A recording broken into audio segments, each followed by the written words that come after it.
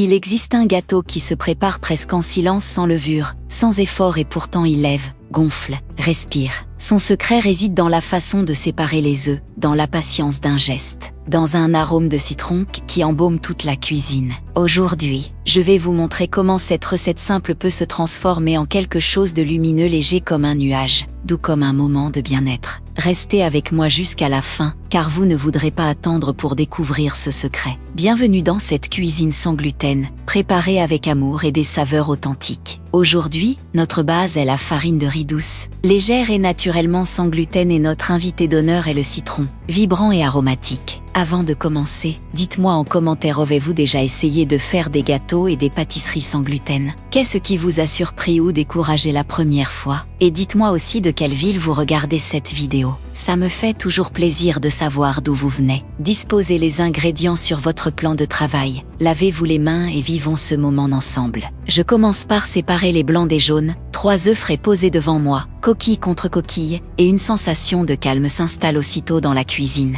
Ce geste de séparer les blancs, le temps que l'on y consacre, nous rappelle que cuisiner peut être une forme de méditation silencieuse. La farine de riz que je mesure actuellement 80 grammes est naturellement douce pour l'intestin. Sans gluten, elle ne provoque pas les irritations que certaines personnes ressentent après les repas. Elle est absorbée en douceur et discrètement. Et lorsque j'ajoute de la fécule de tapioca sucrée, 20 g de fécule de manioc, la pâte devient plus légère. Ces deux farines combinées créent une texture aérée facile à digérer, qui procure une sensation de bénote après chaque bouchée. Nos mains travaillent, la cuisine embaume, et nous nous sentons déjà énergie et vitalité. Je prends alors les jaunes d'œufs, 80 g de sucre, et je commence à battre. Le fouet tourne, le mélange s'éclaircit, gonfle légèrement, et je ressens déjà cette petite satisfaction de voir quelque chose prendre forme sous mes mains. Les œufs entiers constituent une excellente source d'énergie durable. Le jaune apporte des graisses saines, des vitamines liposolubles et une multitude de nutriments qui procurent une énergie constante, sans les coups de fatigue que l'on ressent parfois après un repas copieux.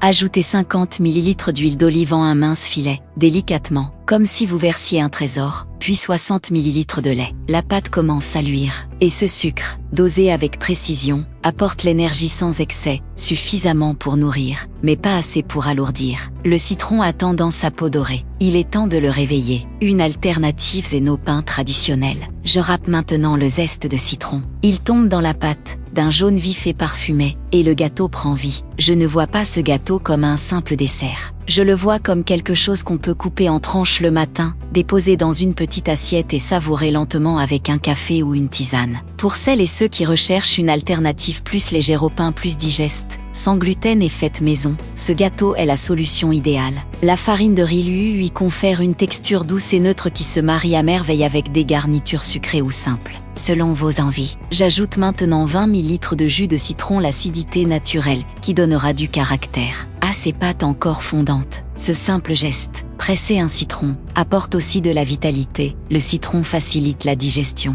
dynamise le corps et fait ressortir la brillance de chaque tranche. Période d'évaluation entre le thème 3 et le thème 4. Avant de continuer, j'aimerais vous poser une question simple. Sur une échelle de 0 à 10, quelle note donnez-vous à cette vidéo jusqu'à présent? N'hésitez pas à laisser votre avis en commentaire. Cela m'aide à créer de nouvelles recettes, à mieux vous connaître et à continuer de vous proposer du contenu qui vous ressemble vraiment. Votre opinion compte beaucoup pour moi. Les ingrédients et leurs bienfaits incorporés maintenant: la farine de riz et la fécule de tapioca à la pâte tamisée. Mélangez délicatement, sans vous presser. Pendant ce temps, je pense aux bienfaits de chaque ingrédient. La farine de riz est riche en minéraux, facile à travailler et bonne pour la santé. Le citron, son zeste et son jus, est une véritable mine de vitamine C et d'antioxydants. Il renforce l'immunité, donne à la peau un éclat naturel, et son parfum qui embaume ma cuisine en ce moment n'est presque apaisant. Les œufs apportent des protéines, l'huile des acides gras essentiels et le lait une douceur onctueuse qui harmonise tous les ingrédients. C'est ce que j'aime dans cette recette. Rien n'est superflu. Chaque ingrédient a sa raison d'être, chaque gramme compte, et l'ensemble forme un plat cohérent, nutritif et authentique. Voici maintenant ma partie préférée, battre les blancs d'œufs jusqu'à l'obtention de pics fermes. Le rituel de Bénat en cuisine: je monte les blancs d'œufs en neige ferme, le fouet tourne, la mousse s'épaissit, les blancs deviennent fermes et brillants. C'est le secret de ce gâteau sans levure. L'air emprisonné dans les blancs d'œufs permet à la pâte de lever naturellement, sans aucun additif. Un secret délicat, presque magique. Ce moment passé en cuisine, les mains à l'œuvre, le regard attentif, le nez qui hume le parfum de citron et un moment rien que pour vous. Cuisiner sainement est un acte d'amour envers son propre corps. On ne le dit pas assez souvent, prendre le temps de préparer ses repas une forme d'amour propre. Incorporez les blancs d'œufs battus en neige à la pâte en 3 fois, en les soulevant délicatement à l'aide d'une spatule pour éviter qu'ils ne la fassent retomber. Ce mouvement lent, répété et précis est exactement le rythme dont nous avons besoin lors d'une journée parfois très chargée. Conservation, service et vie quotidienne. Le gâteau sort du four doré, légèrement bombé, et ce doux parfum de citron qui embaume la pièce est l'une des plus grandes satisfactions de la cuisine maison. On le laisse patiemment refroidir sur une grille avant de le démouler. Cette attente fait partie du rituel. Ce gâteau se conserve très bien à température ambiante pendant 2 jours, enveloppé dans un linge propre, ou jusqu'à 5 jours au réfrigérateur dans une boîte hermétique. Vous pouvez aussi le trancher et congeler des portions individuelles, une façon simple d'avoir toujours une collation saine sous la main. On peut la déguster avec le thé du matin, la savourer en sachet pour une pause gourmande au travail, ou encore l'utiliser comme touche finale légère à un repas. Elle se déguste nature, avec du zeste de citron, ou même accompagnée de fruits frais pour une expérience encore plus vivifiante.